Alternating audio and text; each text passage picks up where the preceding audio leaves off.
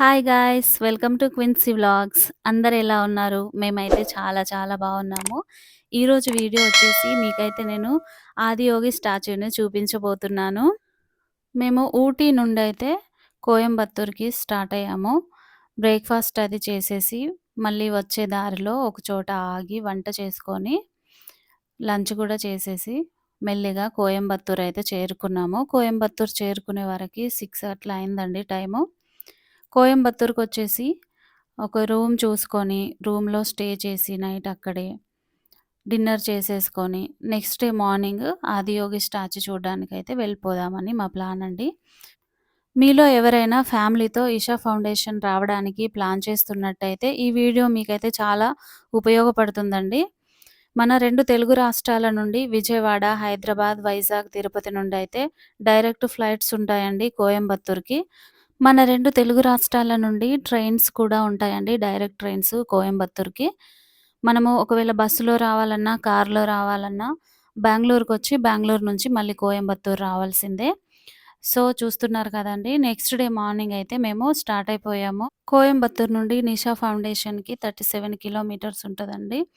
మనము ఇక్కడ క్యాబ్‌లో అయినా వెళ్ళొచ్చు, ఆటోలో వెళ్ళొచ్చు, బస్సులో కూడా వెళ్ళొచ్చు బస్ స్టాండ్ నుండి.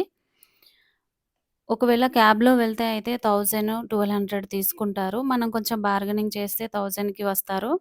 ఆటో అయితే 700-800 తీసుకుంటారండి. అందులో కూడా మనం బార్గెనింగ్ చేస్తే కొంచెం తగ్గొచ్చు.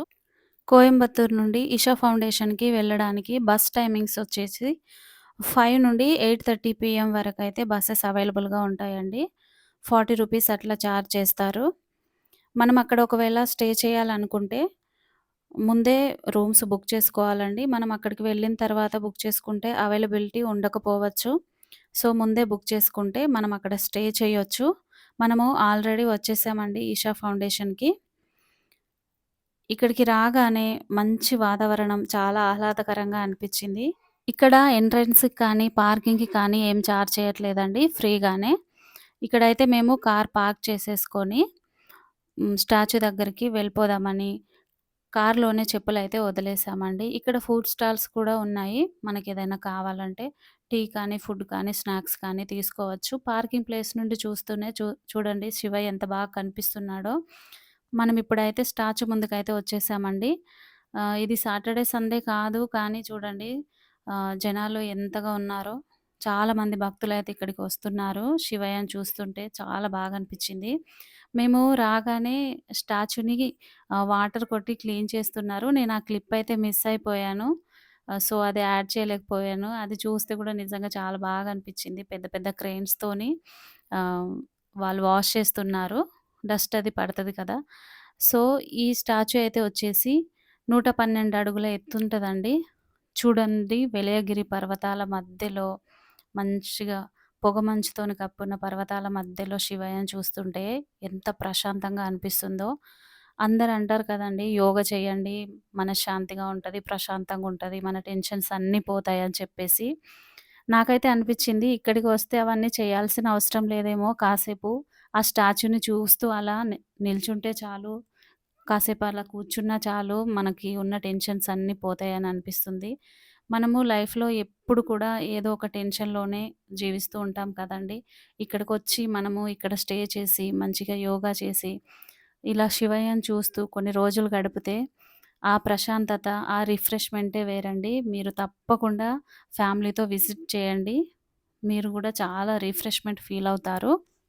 ఈ స్టాచ్యూని నిర్మించిందైతే జగద్గురువు అని పిలువబడే జగ్గి వాసుదేవ్ గారండి. నిషా ఫౌండేషన్ ఫౌండర్ అతను. ఇక్కడ సాటర్‌డే, సండే ఇంకా పర్వదినాలలో అయితే స్టాచ్యూ పైన మంచి లేజర్ షో జరుగుతుందండి. మేము వెళ్ళిన రోజు సాటర్‌డే, సండే కాదు. అలాగని పర్వదినం కూడా కాదు. సో, మేమదైతే మిస్ అయిపోయాము. కాళ్ళు ఇంకెలాగో గట్టిగా లేజర్ షో తగులుతాయండి. గూడా లేదు కాబట్టి మళ్ళీ రూమ్ కూడా మాకు దొరకలేదు. సో, ఇంకా ఇంటికి రిటర్న్ వచ్చేద్దామని అనుకున్నాము. ఇంకా స్టాచ్యూ అది చూసేసుకొని, శివయ్యని దర్శనం చేసేసుకొని మేమైతే మళ్ళీ రిటర్న్ అయిపోయాము. స్టాచ్యూ ముందు దేవాలయం ఉందండి. అక్కడికెళ్ళి మేము శివయ్యని దర్శనం చేసుకున్నాము. కానీ లోపల ఫోటోస్ కానీ, వీడియోస్ కానీ అలో లేదండి. సో, మేము ఆ క్లిప్ పెట్టలేకపోయాము. మీరు కనుక ప్లాన్ చేసుకున్నట్టయితే ముందే రూమ్స్ అవి బుక్ చేసుకొని వెళ్ళండి. మంచి ఎక్స్‌పీరియన్స్ అవుతారు. మాలాగా అక్కడికి వెళ్లి చేసుకుందామని అనుకుంటే అది అవ్వదు. మేము వెళ్ళినప్పుడైతే ఏదో పండగ కోసమయితే ప్రిపరేషన్స్ జరుగుతున్నాయండి. ఆది యోగి అనంటే ఫస్ట్ యోగి అని అర్థమండి. ఈ ఆది యోగి గారి స్టాచ్యూని చూసిన తర్వాత మీకేమనిపించిందనేది కంపల్సరీగా నాకు కామెంట్‌లో తెలియజేయండి. ఇక్కడొచ్చేసి నా చిట్టి తల్లి ఇంకా ఫ్లవర్స్ అవి తెంపుకుంటూ చాలా ఆమె జాలీగా నడుచుకుంటూ ఇదంతా తిరుగుతూనే ఉందండి. భక్తులని చూస్తుంటే కూడా ఎంత బాగా అనిపిస్తుంది. అందరొచ్చి అక్కడ యోగా చేయడం, యోగా పోజులలో ఫోటోస్ తీసుకోవడం, వీడియోస్ తీసుకోవడం నిజంగా చాలా బాగా అనిపిచ్చింది. మీ అందరికీ నా వీడియోస్ నచ్చుతున్నట్లయితే తప్పకుండా ఒక కామెంట్ చేయండి. మీ ఫ్యామిలీలో గానీ, మీ ఫ్రెండ్స్‌లో కానీ ఎవరైనా ప్లాన్ చేస్తున్నట్టయితే తప్పకుండా వాళ్ళకి వీడియోస్ షేర్ చేయండి. తప్పకుండా యూజ్‌ఫుల్‌గా ఉంటుంది వాళ్ళకి.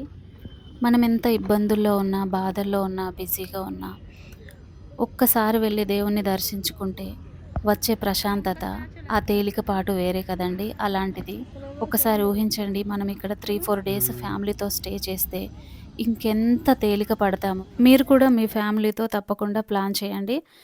ఇంకక్కడ స్టాచ్యూ చూసేసుకున్న తర్వాత మేమైతే అక్కడి నుండి మళ్ళీ కోయంబత్తూర్‌కి రిటర్న్ వచ్చేసామండి. కోయంబత్తూర్‌కి వచ్చేసి లంచ్ చేసేసుకొని మళ్ళీ బెంగుళూరుకైతే స్టార్ట్ అయిపోయాము. మనము అక్కడి నుండి డైరెక్ట్ హైదరాబాద్ రావాలంటే ఒక రోజులో అవ్వదండి. చాలా ఇబ్బంది. సో, మేము బెంగుళూరులో స్టే చేసి మళ్ళీ హైదరాబాద్‌కి next day morning journey start చేస్తాము. సో, ఈ వీడియో ఇంతేనండి. ఇలాంటి మీకు మంచి మంచి వీడియోలు కావాలంటే తప్పకుండా లైక్ చేయండి, షేర్ చేయండి, సబ్స్క్రైబ్ చేయండి. Thank you for watching.